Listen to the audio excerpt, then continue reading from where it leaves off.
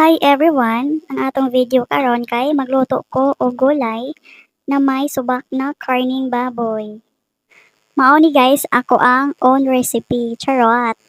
Magulay na sabtaan ni kay atong niaging week guys, nga puro lang mitulang manok. Basin magkapako na mi ani.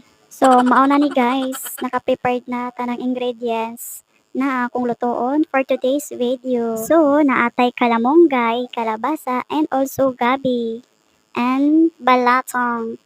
Ayan. Dayon, mag-prepare na ta og kalaha guys nga atong initon. Tapos, ibutang nato ang bawang. Dayon, isunod nato ang sibuyas ug loya guys.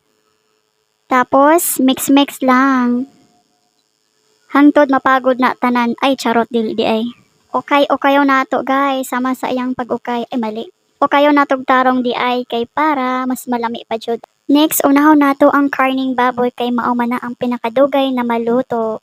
Mao na sab ni ato ana sab ukay og tarong para mas malami pa jud siya guys. Sama sa inyong relasyon lami kayo sa sinugdanan. Igkadugayan biyaan. Hala mao ba? Next, ako anang gibutang ang gabi. Gigagmay na ako nag-slice guys para mas madali ra ang pagluto niya.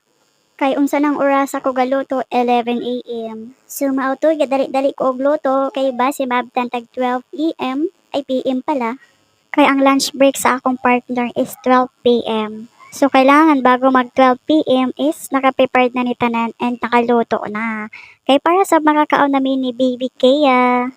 Ulam gulay yorn. Ay charot, may pa-advertise gamay ang mommy. Ay. Samtang gahawlat ko sa akong niluto nga akong giluto, mangilay tagamay, tapos niapil sab ang akong bibi Kia og pa-cute. O, para maglain-lain man. Para magnasuko. O, aw. Pa-cute ra di ay. O, po, nyigda pa. Sus, gusto pa magpasunod sa kamera. So, bakta sa atong giluto guys. Ako nang gibutang ang kalabasa og batong.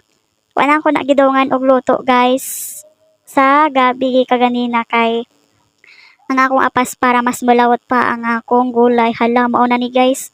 Gafag-fag na tungod sa tungod sa kabukal sa iyang mao na ni. Gafag-fag siya oh. Hala.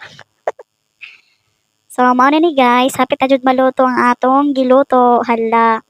Ako nang gibutang ang last na ingredients na malunggay or kalamonggay. So, mao na ni siya guys, the finished product nga akong gilutong gulay na may subak na karning baboy. So, yummy yarn. So, mana, sakto lang na hapit na mag 12 na luto na siya guys. So, mao na ni guys. No. So, yummy. Ayan.